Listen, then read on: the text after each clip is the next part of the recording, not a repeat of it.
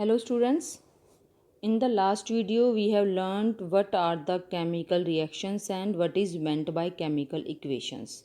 तो briefly मैं आपको थोड़ा सा दोबारा बता देती हूँ chemical reactions क्या हैं। कोई भी chemical change होता है तो वो क्यों हो रहा है, क्योंकि वहाँ कोई chemical reaction हुई है। ठीक है, जब भी कोई केमिकल रिएक्शन होती है तो हम कहते हैं कि केमिकल चेंज हुआ है because a new product is always form, नया प्रोडक्ट बनेगा हमेशा। और जब हम उस केमिकल रिएक्शन को सिम्बोलिकली लिखते हैं, मतलब कि उसमें पार्टिसिपेट करने वाले रिएक्टेंट्स और प्रोडक्ट्स की टर्म्स में उनके सिंबल्स की फॉर्म में लिखते हैं, तो उसे हम बोलते हैं केमिकल इक्वेशन। ठीक है, और मैंने लास्ट वीडियो में आपको थोड़ा सा बैलेंसिंग के बारे में भी बताया था। अब मैं उसको अच्छे से आपको एग्जांपल्स लेकर 2-3 एग्जांपल्स लेकर हम इसको करेंगे। बैलेंस्ड केमिकल इक्वेशंस क्या होती हैं। तो जैसा कि मैंने आपको बताया था कि लास्ट ईयर मैंने आपको मास के बारे में बताया था। लास्ट ईयर हमने एक लॉ पढ़ा था 9th में, law of conservation of mass.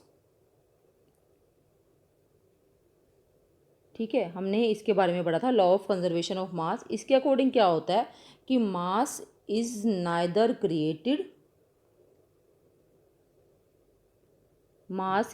Created NOR destroyed. मतलब कि जो मास है, द्रव्यमान, वो ना तो बनाया जा सकता है कहीं से भी, ना ही उसका भी नाश किया जा सकता है। अब जो द्रव्यमान है वो किसका होता है, द्रव्यमान जो शब्द है, मास जो वर्ड है, वो किससे रिलेटेड है, that is related with matter. Matter की डेफिनेशन जब हम करते हैं तो हम क्या कहते हैं, which has mass and occupy space, है ना। मैटर क्या है, having mass and occupy space, जिसका मास होता है और जो स्थान घेरता है, उसी को ही तो हम मैटर कहते हैं। Matter is neither created nor destroyed, मतलब कि मैटर मैंने यहाँ क्यों बोला, क्योंकि हमारा लॉ ऑफ कंजर्वेशन ऑफ मास क्या है, mass is neither created nor destroyed. जब मास क्रिएट नहीं हो सकता मतलब कि मैटर क्रिएट नहीं हो सकता, और मास डिस्ट्रॉय नहीं हो सकता मतलब मैटर डिस्ट्रॉय नहीं हो सकता। तो जो भी पदार्थ है हमारे पास आया, वो पहले के किसी पदार्थ से बनाया, अपने आप से नहीं बना वो। ठीक है, नया पदार्थ अगर कुछ बनता है तो वो पहले जो पदार्थ था उसके अंदर चेंज आने से ही बना, कहीं से नई चीज़ नहीं आई है, कहीं से उसके अंदर कुछ ऐड नहीं हुआ है। ठीक है, इसका क्या मतलब है, इसका मतलब ये है कि जब भी कोई केमिकल रिएक्शन होगी तो टोटल मास ऑफ रिएक्टेंट्स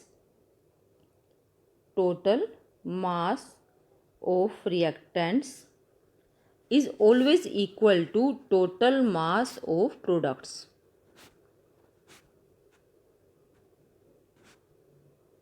यही मतलब है इसका कि जो टोटल रिएक्टेंट्स जो भी हैं, फॉर एग्जांपल मैंने एक रिएक्शन लिखी, magnesium plus oxygen gives MgO, है ना। तो यहाँ रिएक्टेंट्स क्या है, magnesium and oxygen gas, and product is magnesium oxide. Total mass of magnesium and oxygen will be equal to total mass of magnesium oxide. लेकिन अगर हम दोनों तरफ देखें, रिएक्टेंट्स और प्रोडक्ट्स को देखें, तो रिएक्टेंट्स में मैग्नीशियम एटम का नंबर क्या है, 1, और प्रोडक्ट में क्या है, 1। लेकिन रिएक्टेंट्स में ऑक्सीजन एटम्स का नंबर है 2 और प्रोडक्ट में ऑक्सीजन एटम का नंबर है 1। तो ऑक्सीजन के एक एटम का मास होता है कितना, 16, है ना, और 2 का क्या हो जाएगा, 32। मैग्नीशियम का क्या होता है, मैग्नीशियम का होता है 24। तो दोनों का टोटल मास मिलाकर हो गया 56, है ना। और इधर कितना मास बन रहा है, 24 प्लस 16 इज इक्वल टू 40। इसका मतलब कितना डिफरेंस है, 16 ग्राम का। अगर हम ग्राम में ले रहे हैं मास तो 16 ग्राम का डिफरेंस है। इसका मतलब 16 ग्राम मास कहाँ गया, वो कहीं गायब हो गया, उसका नाश हो गया, डिस्ट्रॉय हो गया वो। लेकिन ऐसा तो होता नहीं है। लॉ ऑफ कंजर्वेशन ऑफ मास क्या कहता है कि मास can neither be created NOR destroy. लेकिन अगर हम इक्वेशन को ऐसा ही रहने देते हैं तो इसका मतलब mass is destroyed, but it is not true, mass is never destroyed. इसलिए दोनों तरफ ऑक्सीजन के एटम्स का नंबर भी इक्वल होना चाहिए। इसलिए हमने क्या किया, ऑक्सीजन को 2 करने के लिए हम यहाँ पर 2 नहीं लगा सकते। क्यों, क्योंकि MgO MgO is formula of magnesium oxide. अगर हमने O2 कर दिया तो ये डिफरेंट फॉर्मूला बन जाएगा। तो हम ऑक्सीजन को 2 करने के लिए इसे 2 नहीं कर सकते हैं, तो हम क्या करेंगे, हम इसको आगे 2 लगाएंगे। ठीक है, मैग्नीशियम ऑक्साइड क्या है, 1 मोलिक्यूल, लेकिन हमने 2 लगा दिया तो वो 2 मोलिक्यूल्स बन गए। तो अब मैग्नीशियम बढ़ गया, मैग्नीशियम 2 हो गए, लेकिन रिएक्टेंट वाली साइड मैग्नीशियम कितना है, ओनली 1, तो हम इसको भी 2 कर देते हैं। अब अगर हम देखें तो दोनों तरफ मैग्नीशियम एटम्स का नंबर भी 2 है और ऑक्सीजन एटम्स का नंबर भी 2 है। अब ये इक्वेशन बैलेंस्ड है और जो टोटल मास होगा दोनों तरफ अब वो भी इक्वल हो जाएगा। आप इसको फाइंड करके देख सकते हो, टोटल मास जो रिएक्टेंट्स का है अब की टाइम बैलेंस करने के बाद दोनों तरफ total mass of reactants is equal to total mass of products. ठीक है, तो इसलिए केमिकल इक्वेशंस की बैलेंसिंग जरूरी है, क्योंकि अगर हम केमिकल इक्वेशंस को बैलेंस नहीं करेंगे तो उससे जो है हमें केमिकल रिएक्शन के बारे में एक गलत आइडिया आ जाएगा। हमें लॉ ऑफ कंजर्वेशन ऑफ मास जो है हम गलत प्रूव कर सकते हैं। अगर हम बैलेंसिंग नहीं करते हैं तो हमारी तरफ से ये गलती हो रही है कि हम कह रहे हैं कि law of conservation of mass is wrong, है ना, लेकिन वो तो रोंग नहीं है, लॉ है वो, और लॉ जो है वो ऐसे ही नहीं बनते हैं। ठीक है, तो ये एक सही लॉ है कंजर्वेशन ऑफ मास का जो है। तो इसको सही रखने के लिए इसकी जो वैलिडिटी है वो तभी हो पाएगी, तभी प्रूव हो पाएगी अगर total mass of reactants is equal to total mass of products. इसका मतलब दोनों तरफ हर तरह के एलिमेंट के एटम्स का नंबर इक्वल होगा, इसलिए balancing of chemical equations is necessary. ठीक है, अब हम चलते हैं आगे। ये तो हमने पढ़ा कि क्यों ज़रूरी है केमिकल इक्वेशंस की बैलेंसिंग।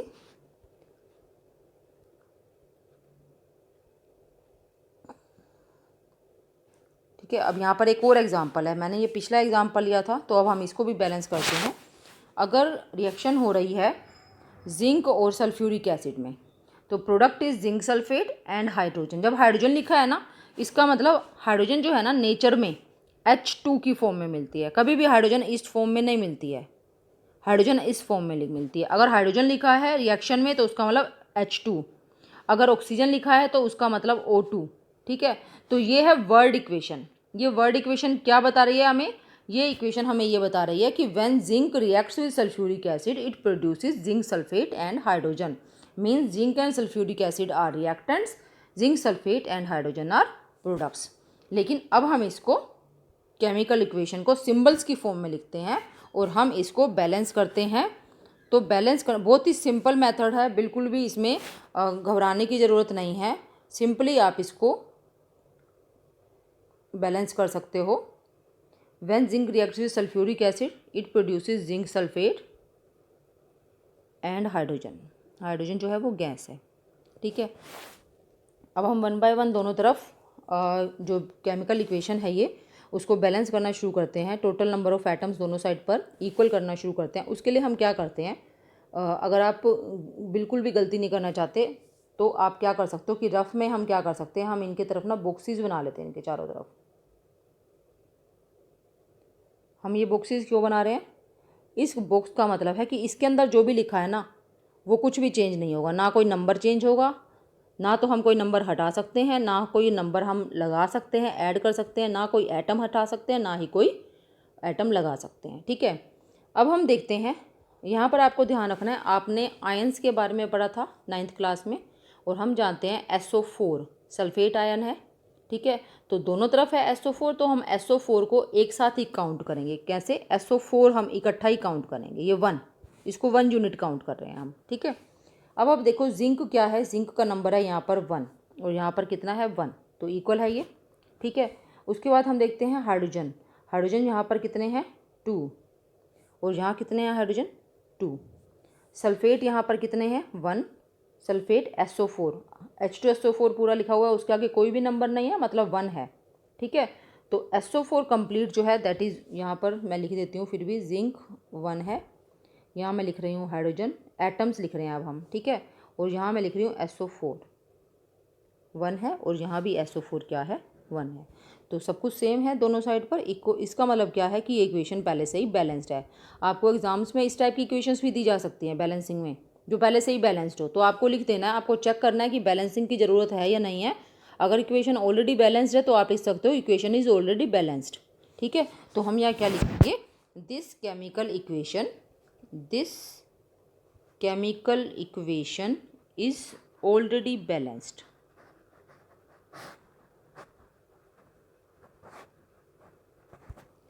ठीक है, तो इस तरह से हम इसको बता सकते हैं। ऐसे आपको करना है, इसको सोल्व करना है। ऐसे ही हम और एग्जांपल भी लेते हैं आप इसको नोट कर सकते हो, इसका स्क्रीनशॉट लेकर रख सकते हो, बाद में भी नोट कर सकते हो, या आप इसको पॉज करके भी नोट कर सकते हो वीडियो को। ठीक है, तो अगर आप साथ साथ नोट करोगे और बाद में दोबारा से करोगे, बुक की रीडिंग करोगे, तो आपको बहुत अच्छे से क्लैरिटी हो जाएगी, हर पॉइंट अच्छे से समझ आ जाएगा आपको। तो बेटर ये है कि आप साथ साथ जो है तब भी नोट्स बनाइए और बाद में वीडियो ख़त्म होने के बाद आप बुक की रीडिंग करिए, और जहाँ भी आपको लगता है कि आपको थोड़ी सी प्रॉब्लम हो रही है वहाँ आप खुद से करके देखिए, तो ये आपको क्लियर समझ आएगा। ठीक है, तो ये हमने ये वाली इक्वेशन बैलेंस कर दी। ठीक है, और यहाँ भी यही बताया हुआ है कि number of atoms of each element is same on both side, it is balanced chemical equation. ठीक है, अब हम नेक्स्ट इक्वेशन को बैलेंस करते हैं। Fe + H2O gives Fe3O4 and H2। अब आप देखिए यहाँ पर, इसको मैं दोबारा से लिख लेती हूँ, Fe + H2O आयरन। थोड़ा सा हम इसको गैप दे के लिखते हैं ताकि ज़्यादा क्लियर रहे। Fe + H2O gives Fe3O4 + H2। ठीक है, अब यहाँ पर हम क्या करेंगे, हम उसी तरह से ही इनको जो है एक बॉक्स में रख देंगे। बुक में जो मेथड दिया हुआ है आप उस तरह से भी कर सकते हो, लेकिन वो जो है टाइम कंज्यूमिंग है, उसमें थोड़ा ज़्यादा आप बॉक्स बनाओगे, आप टेबल बनाओगे, टेबल में नंबर्स को लिखोगे, एटम्स को लिखोगे, सिंबल्स को लिखोगे, तो थोड़ा ज़्यादा टाइम जाएगा। ये एक सिंपल मेथड है जिसको हिट एंड ट्रायल मेथड कहते हैं, कि हिट एंड ट्रायल मतलब बार बार आपको करके देखना है जब तक कि वो सोल्व नहीं हो जाता। ठीक है, और ज़्यादातर सिंपल इक्वेशंस आपकी आएंगी, सिंपल इक्वेशंस को ही हम हिट एंड ट्रायल मेथड से कर सकते हैं। अदरवाइज़ 11th में जाकर आपके अलग मेथड्स हैं बड़ी इक्वेशंस को बैलेंस करने के लिए। यहाँ पर हम अच्छा यही रहेगा कि हम सबसे पहले देखते हैं कि हमारा कौन सा फॉर्मूला है जिसमें सबसे ज़्यादा एटम्स हैं, हम सबसे पहले उसको चूज़ कर लेते हैं। या तो आप वैसे कर सकते हो एक एक करके, या फिर आप जैसे मैंने अभी पिछली इक्वेशन में बताया वैसे कर सकते हो। अब मैं यहाँ पर लिखती हूँ आयरन। आयरन कितना है यहाँ पर 1, और यहाँ आयरन कितना है 3। ठीक है, इधर हम लिख लेते हैं सबको। हाइड्रोजन जो है, हाइड्रोजन कितना है यहाँ पर 2, और यहाँ पर हाइड्रोजन भी है 2। ऑक्सीजन है यहाँ पर 1, और यहाँ ऑक्सीजन है 4। ठीक है, बहुत ही सिंपल है। अगर आप ध्यान से देखोगे, यहाँ आयरन जो है वो 3 है और यहाँ 1 है, तो बहुत ही सिंपल है। ये जो आयरन है ये किसी और के साथ जुड़ा हुआ नहीं है, सिर्फ आयरन अकेला है, तो आप इसको 3 से मल्टीप्लाई कर दो। ठीक है, तो ये क्या बन जाएगा 3Fe। 3Fe बन गया ये। ठीक है, अभी हम इसको नहीं लिख रहे हैं कुछ भी, या अगर आप लिखना चाहो तो यहाँ पर भी लिख सकते हो, लेकिन ऐसा हो सकता है कि अगर आप पेन यूज़ करो तो आपको रब भी करना पड़ सकता है, इसको साफ़ करना पड़ सकता है।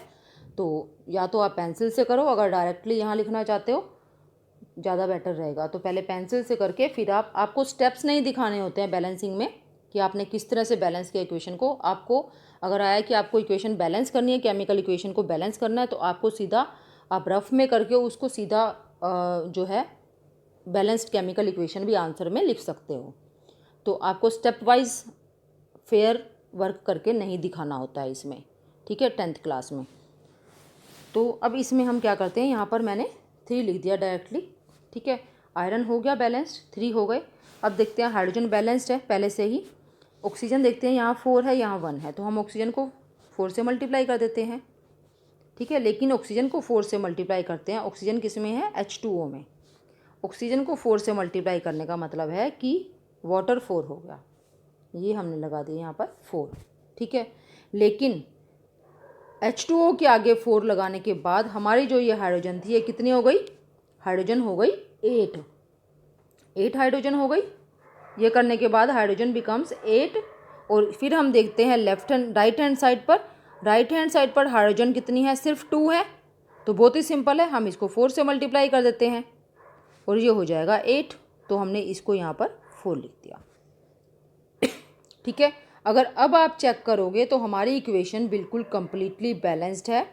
तो जैसा मैंने आपको बताया, आप रफ़ में करिए, रफ़ में करने से आपको ज़्यादा सही रहेगा। पेंसिल का यूज़ कर सकते हैं या पेन से भी करेंगे तो ओवर राइटिंग कटिंग भी कर सकते हैं। ठीक है, फेयर में थोड़ा सा प्रॉब्लम हो जाती है कटिंग करने से, कई बार एग्जामिनर को या टीचर को क्लियर समझ नहीं आता है, तो इसलिए आप रफ़ में करके balanced chemical equation directly answer में लिख सकते हैं। तो अब हम चेक करते हैं। आयरन, यहाँ पर आयरन एटम्स का नंबर है 3, यहाँ पर भी 3। हाइड्रोजन कितनी है, ये 4 को मल्टीप्लाई करना है। अब हमें जो इस बॉक्स के अंदर जितने भी एटम्स हैं ना, जितने भी एलिमेंट हैं, उनकी नंबर से मल्टीप्लाई करना है 4 को। हाइड्रोजन कितनी है बॉक्स में, 2, तो 2 को 4 से करेंगे 8। और इधर हम देखें, इधर भी कितनी हो गई हाइड्रोजन, 8। ऑक्सीजन कितनी है यहाँ पर, 4, और ये ऑक्सीजन 1 है, तो 4 ऑक्सीजन है, और यहाँ पर भी ऑक्सीजन कितनी है, 4। तो इक्वेशन इज़ नाउ बैलेंस्ड। ठीक है, इस तरह से हमें इक्वेशन को, केमिकल इक्वेशन को बैलेंस करना है। इसके बाद हम आगे चलते हैं। अगर और एग्जाम्पल हैं आपकी बुक में तो हम वो भी करेंगे।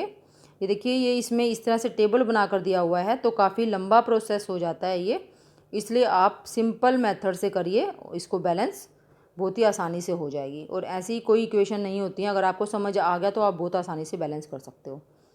इसके बाद है कि जब हम केमिकल इक्वेशन लिखते हैं, केमिकल इक्वेशन हमने लिख ली, उसको बैलेंस भी कर लिया। फॉर एग्जांपल, मैंने ये केमिकल इक्वेशन, यही अगर मैं आयरन वाली लेती हूँ, आयरन वाली केमिकल इक्वेशन को मैं लिख रही हूँ iron Fe, iron plus water gives Fe3O4 plus H2O, sorry hydrogen. अब यहाँ पर ये इक्वेशन हमें ये तो बता रही है कि आयरन रिएक्ट कर रहा है वाटर से और यहाँ पर Fe3O4 बन रहा है और हाइड्रोजन बन रहा है, लेकिन यहाँ पर और कुछ नहीं पता चल रहा हमें। बैलेंस कर देते हैं हम, पहले इसको बैलेंस करके लिख देती हूँ मैं। ये मैंने इसको बैलेंस कर दिया इक्वेशन को। ठीक है, यहाँ ये इक्वेशन हमें क्या बता रही है कि 3 atoms of iron reacts with 4 molecules of water to give 1 molecule of Fe3O4 and 4 molecules of H2, है ना। एटम्स और मोलिक्यूल्स तो आपको पता है ना क्या होते हैं, तो वही ये इक्वेशन हमें ये बता रही है। लेकिन ये इक्वेशन ये नहीं बता रही हमें कि इसमें जो जो रिएक्टेंट्स हैं और प्रोडक्ट्स हैं वो सॉलिड स्टेट में हैं, लिक्विड स्टेट में हैं या गैसियस स्टेट में है। तो हमें क्या बताना ज़रूरी हो जाता है, हमें एक तो ये बताना ज़रूरी होता है, जब भी हम केमिकल इक्वेशन लिख रहे हैं, एक सही केमिकल इक्वेशन लिख रहे हैं, तो हमें एक क्या बताना ज़रूरी है, physical state, physical state of reactants, या मैं सीधा लिख देती हूँ पार्टिसिपेंट्स। पार्टिसिपेंट्स का मतलब दोनों ही आ गया, पार्टिसिपेंट्स में रिएक्टेंट्स भी आ गए और प्रोडक्ट्स भी आ गए। तो फिजिकल स्टेट हम बताएंगे कि आयरन जो है वो सॉलिड, इसके साइड में साथ लिखेंगे हम ब्रैकेट में एस लिख देंगे, सॉलिड के लिए एस। H2 वाटर जो है, अब क्या पता वाटर आपने स्टीम की फॉर्म में लिया था या लिक्विड फॉर्म में लिया था या आइस ली थी, तो इसलिए बताना ज़रूरी है ना कि किस फॉर्म में था, इसकी फिजिकल स्टेट क्या थी। तो वाटर जो है वो वहाँ यहाँ पर लिक्विड स्टेट में होता है। ठीक है, आयरन जो है वो सॉलिड स्टेट में है, सॉरी आयरन Fe3O4 जो है वो सॉलिड स्टेट में, और हाइड्रोजन जो है वो गैस है। अच्छा, गैस के लिए आप जी भी लिख सकते हो या गैस के लिए आप ऐसे एरो भी लगा सकते हो ऊपर की तरफ। ठीक है, इस तरह से आप यहाँ पर एरो भी दिखा सकते हो। इस एरो का, क्योंकि गैस जब इवॉल्व होती है, बनती है, तो वो बाहर निकलती है ना, ऊपर की तरफ जाती है, तो इसलिए ऊपर की तरफ हम एरो दिखा सकते हैं इस तरह से। ठीक है, तो एक हमें क्या बताना ज़रूरी हो जाता है, हमें बताना ज़रूरी हो जाता है फिजिकल स्टेट ऑफ पार्टिसिपेंट्स। अब हम ये नेक्स्ट केमिकल इक्वेशन देखते हैं जो कि फोटोसिंथेसिस रिएक्शन है। फोटोसिंथेसिस रिएक्शन के बारे में आप बहुत अच्छे से जानते हैं, तो आप इसमें देखिए कि मैं आपको कुछ और मीनिंग समझा रही हूँ। लिक्विड का मतलब, एल का मतलब आपको पता है लिक्विड, लेकिन ये ए क्यू का क्या मतलब है, यहाँ भी ए क्यू लिखा हुआ है, यहाँ भी ए क्यू लिखा हुआ है, यहाँ पर लिक्विड लिखा हुआ है, इसका क्या मतलब है। इसको ए क्यू का मतलब है कि ये सॉल्यूशन फॉर्म में है।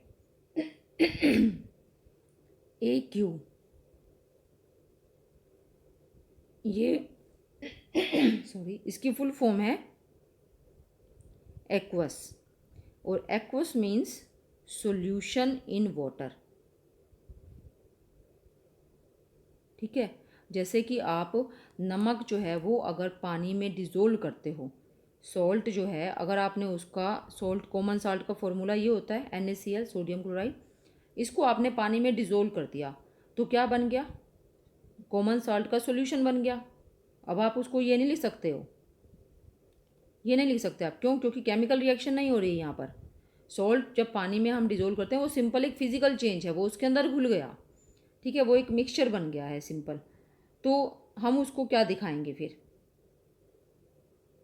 अगर हमने सोडियम क्लोराइड को वाटर में डिज़ोल्व करके उसका सॉल्यूशन बना लिया है वाटर के अंदर, तो हम उसे कैसे दिखाएंगे? क्योंकि हम प्लस में वाटर तो दिखा नहीं सकते हैं, तो हम उसको दिखाते हैं एक, और हम उसको NaCl भी नहीं लिख सकते।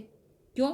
क्योंकि इसका मतलब तो है कि NaCl जो है वो मेल्ट किया हुआ है, मोल्टन है, पिघला हुआ, इसका मतलब है मोल्टन NaCl, ठीक है, और मोल्टन का मतलब है पिघला हुआ। अगर सोडियम क्लोराइड आपने पिघला हुआ ले लिया तो वो क्या होगा, वो सिर्फ सोडियम क्लोराइड होगा, उसमें वाटर तो होगा ही नहीं। लेकिन जहाँ हमने क्या किया, यहाँ हमने वाटर में के अंदर इसका सॉल्यूशन बनाया है, इसको डिज़ोल्व किया है, तो वाटर के बारे में भी बताना जरूरी है, इसलिए हम लिखते हैं इसके ब्रैकेट में AQ का मतलब है सोडियम क्लोराइड का सॉल्यूशन इन वाटर, ठीक है। तो ये इसका मतलब हो जाता है, इसलिए AQ का मतलब आपने ध्यान रखना है, इट मीन्स एक्वस सॉल्यूशन। कोई भी चीज़ हम डिज़ोल्व करते हैं ना, घोलते हैं, तो उसके लिए हम अलग अलग सोलवेंट यूज़ कर सकते हैं। तो जो सोलवेंट हम यूज़ करते हैं, ज़रूरी नहीं है कि सबके लिए सिंबल हो, लेकिन वाटर के अंदर जो सोल्यूशन होता है ना, उसके लिए स्पेशल सिंबल है AQ, जो कि हम उसके ब्रैकेट में लिखते हैं किसी भी सब्सटेंस के जिसका कि सोल्यूशन वाटर में बनाया गया। अभी कुछ क्वेश्चन है, ये कर लेते हैं हम, आपके टेक्स्ट बुक के क्वेश्चन है। फर्स्ट क्वेश्चन है, why should A magnesium ribbon be cleaned before burning in air. अभी हमने क्या पढ़ा कि जब मैग्नीशियम जो है मैग्नीशियम रिबन की फॉर्म में आता है, ठीक है, तो मैग्नीशियम काफ़ी रिएक्टिव है। मैग्नीशियम एक मेटल है, it is very reactive metal, इसको हम ये भी लिख सकते हैं highly reactive. Magnesium is highly reactive. तो जब हम इसको खुला छोड़ देते हैं, ये रखा रहता है हमारे पास, हम इसको अलमारी में रखते हैं या फिर कहीं भी हमारा रखा रहता है, तो ये क्या करता है, ये धीरे धीरे, बहुत तेज़ी से नहीं होगा, ये एयर की जो ऑक्सीजन है उसके साथ रिएक्ट करके मैग्नीशियम ऑक्साइड बना लेता है। अब आप ये सोचोगे कि हमने जब जलाया था तो मैग्नीशियम ऑक्साइड बना था, अब यहाँ बिना जलाए हवा में रखे रखे कैसे हो गया? तो वही मैं बता रही हूँ कि मैग्नीशियम हाईली रिएक्टिव है, तो जलने पर ये जल्दी रिएक्ट कर लेता है, लेकिन जब हम इसको जलाते नहीं हैं, ये हवा में ऐसे ही रखा हुआ है, तो कुछ कंडीशंस आती हैं जिनमें कि ये धीरे धीरे रिएक्ट करेगा, मैग्नीशियम ऑक्साइड बनेगा लेकिन बहुत जल्दी नहीं बनेगा। तो अब जो रिबन हम ले रहे हैं जलाने के लिए, ठीक है, हमने जलाने के लिए ये मैग्नीशियम रिबन लिया, लेकिन इस रिबन की जो ऊपर ऊपर वाली जो लेयर है, बाहर की परत सारी की सारी, वो जो है वो ढक गई है किससे? मैग्नीशियम ऑक्साइड से, क्योंकि ऊपर ऊपर वाला जो बाहर वाला मैग्नीशियम है वो ऑक्सीजन के साथ रिएक्ट करके मैग्नीशियम ऑक्साइड बना चुका है। तो जब हम इसको जलाएंगे, हमें नहीं पता कि वो मैग्नीशियम ऑक्साइड है उसके ऊपर, ठीक है, तो हम उसको जलाएंगे तो उसके अंदर कौन जलेगा? पहले मैग्नीशियम ऑक्साइड जलेगा। तो हमारी जो हम देखना चाहते हैं, जो हम रिएक्शन करवाना चाहते हैं, वो रिएक्शन नहीं होगी, कुछ और होगी, ठीक है। और यहाँ पर मैग्नीशियम नहीं जलेगा, यहाँ मैग्नीशियम ऑक्साइड जलेगा, तो हमें अलग तरह की कुछ ऑब्जर्वेशंस मिलेंगी, कुछ अलग देखेंगे हम। तो इसलिए अगर हम देखना चाहते हैं कि मैग्नीशियम एयर में कैसे जलता है, तो हमें पहले मैग्नीशियम रिबन के ऊपर से इस लेयर को, मैग्नीशियम ऑक्साइड की लेयर को हटाना पड़ेगा। तो वो कैसे हटाते हैं? सैंड पेपर से, जिसको कि रेगमाल भी कहते हैं, उससे रगड़कर इसको पहले अच्छे से साफ़ करते हैं रिबन को, उसके बाद इसको जलाते हैं। साफ़ करने से, रेगमाल से रगड़ने से क्या होता है कि जो उसके ऊपर वाली मैग्नीशियम ऑक्साइड की परत है, लेयर है, वो उतर जाती है और फिर वो मैग्नीशियम बाहर निकल कर आ जाता है, ठीक है। ऊपर वाली लेयर हट गई, अंदर तो मैग्नीशियम ही था, रिएक्ट किसने किया था? सिर्फ बाहर बाहर वाले मैग्नीशियम ने, ठीक है। तो इसलिए अब वो ईजिली आसानी से जलता है और हमें वही, हम उसको क्लियरली देख सकते हैं कि मैग्नीशियम एयर में कैसे जलता है। तो बहुत ही सिंपल इसका आंसर है। और अगर मैं 2 सेंटेंसेज में बताऊं, magnesium is highly reactive metal and when it is left in air it will react slowly with oxygen to form magnesium oxide and a layer of magnesium oxide is formed over the ribbon, that's why we rub it with या clean the surface with sand paper, ठीक है, so that magnesium burning should be seen. इसके बाद second question है write the balanced chemical equation for following chemical reactions.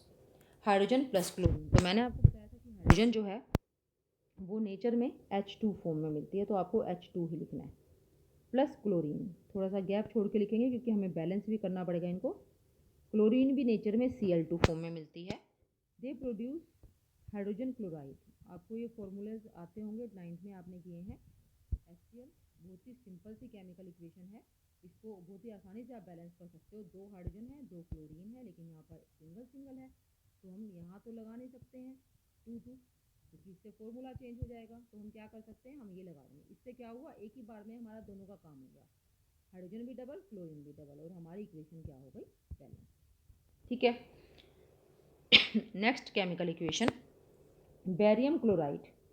Formulas लिखना आना आपको बहुत ज़रूरी है, जो आपके फर्स्ट 3 चैप्टर्स हैं ये केमिस्ट्री के हैं, प्योरली केमिस्ट्री है। ठीक है, और इनमें अगर आपको केमिकल फार्मूलाज लिखने नहीं आते हैं तो आप दोबारा से रिवाइज कर लो 9th की बुक लेकर, 3rd और 4th चैप्टर जो है, और उसके बाद आप ये करना। Plus aluminium sulphate,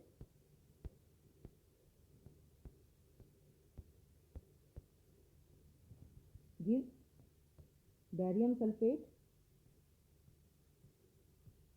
and aluminium chloride. अब आप ये मत सोचना कि यहाँ पर तो हमें बताया ही नहीं हुआ कि लिक्विड है सॉलिड है, नहीं बताया हुआ तो आपको कुछ नहीं लिखना है। ठीक है, आपको सिर्फ बैलेंस केमिकल इक्वेशन देनी है। बेरियम कितने हैं एटम्स, 1, यहाँ भी 1 है। ठीक है, क्लोरीन कितने हैं, यहाँ पर 2 है, यहाँ कितने हैं, 3 हैं, अभी हम इसको छोड़ देते हैं। एल्यूमिनियम 2 है, यहाँ एल्यूमिनियम 1 है, तो ये सिंपल है ना, यहाँ 2 है यहाँ 1 है, इसको तो हम सिंपली 2 से मल्टीप्लाई कर सकते हैं। ठीक है, कर दिया हमने। अब सल्फेट को आप, यहाँ भी SO4 है यहाँ भी SO4 है, तो हम इकट्ठा देखेंगे। SO4 यहाँ कितने हैं, 3, ठीक है, और यहाँ पर 1 है, तो हम क्या करेंगे, पीछे तो लगा नहीं सकते, 3 हम यहाँ लगाएंगे। ठीक है, अब हमने जो हम वैसे ही कर सकते थे ना बैलेंस, वो हमने कर लिया। अब हम देखते हैं बाकी चीज़ें जो हमने नहीं की थी। बेरियम 1 इस साइड पर, लेकिन यहाँ पर कितना हो गया, 3, तो आप इसको 3 से मल्टीप्लाई कर दो। ठीक है, बेरियम हो गया बैलेंस्ड।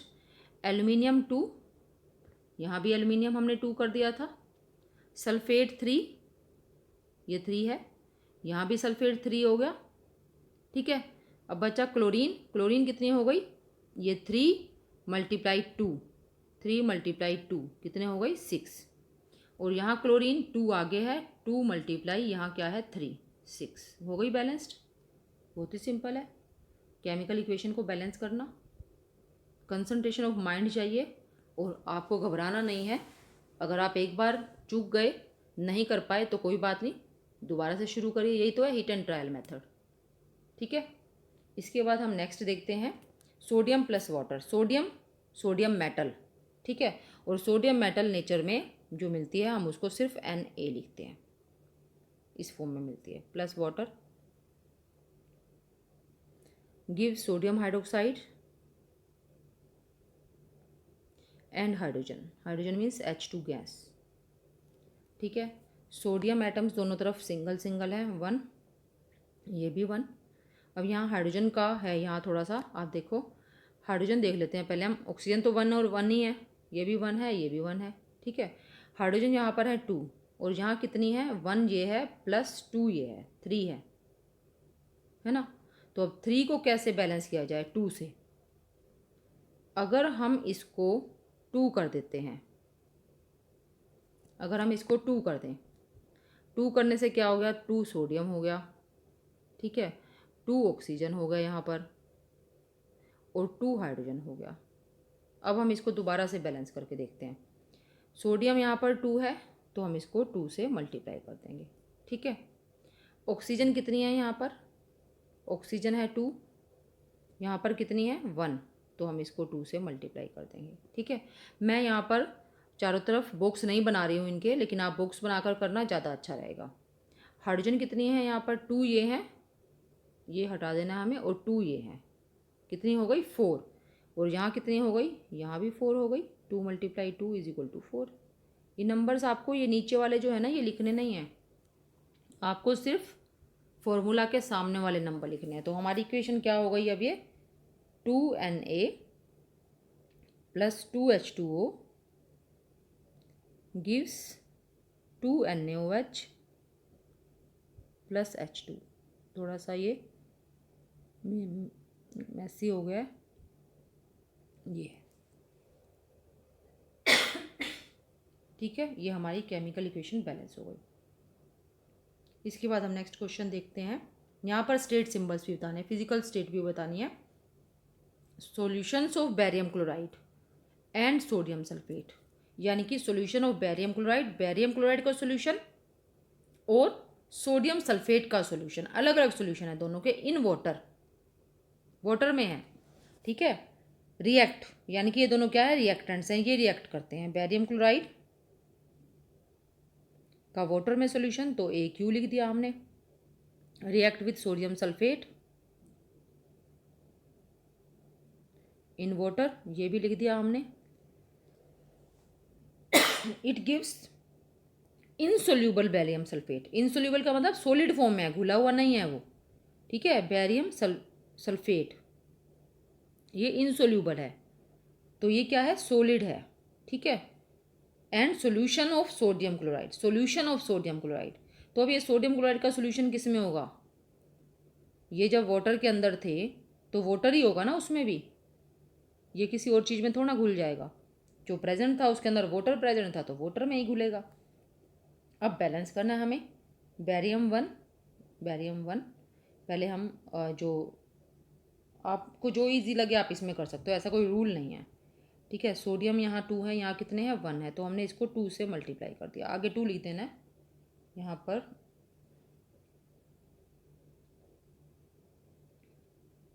मैं प्लस का एरो थोड़ा छोटा कर देती हूँ यहाँ, और ये लिख देती हूँ 2, ठीक है। हो गया हमारा बैरियम और सोडियम हो गया।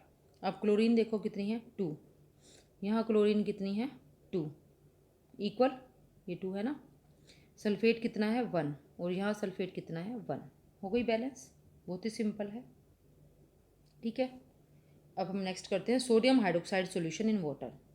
Sodium hydroxide solution in water यानी कि AQ reacts with plus hydrochloric acid solution in water HCl in water to produce, यानी कि arrow, sodium chloride solution and water. Sodium chloride solution है तो वो वाटर में ही होगा, और तो कुछ हमने लिक्विड इसमें डाला नहीं है। एंड वाटर मतलब प्लस वाटर, इसको बैलेंस करना है। सोडियम वन, ठीक है। बाकी तो क्लोरीन है, क्लोरीन 1 है, यहाँ भी क्लोरीन 1 है। अब हाइड्रोजन और ऑक्सीजन देखते हैं हम। हाइड्रोजन कितनी है 1 + 1 2, और यहाँ भी 2। ऑक्सीजन कितनी है 1, और यहाँ भी 1। ऑलरेडी बैलेंस्ड, तो आप लिख दो ऑलरेडी बैलेंस्ड, या नो नीड टू बैलेंस, ये भी लिख सकते हो, ठीक है। इन सब क्वेश्चंस को आप अपनी नोटबुक में करना। अच्छा ये रहेगा कि अगर आपने साथ साथ नोट कर लिया तो अच्छी बात है, नहीं किए हैं अगर तो आपने समझा है, तो वीडियो ख़त्म होने के बाद आपको देखना नहीं है, यहाँ से अपने आप से करने हैं। और अगर आपको नहीं समझ में आ रहा, गलत हो रहा है आपका या नहीं हो रहा, तो आप दोबारा से वीडियो में चेक कर सकते हो, ठीक है। तो आपको बिल्कुल क्लियर अंडरस्टैंडिंग हो जाएगी। तो आप इतना करिए, ओके। बाकी नेक्स्ट हम नेक्स्ट वीडियो में करेंगे।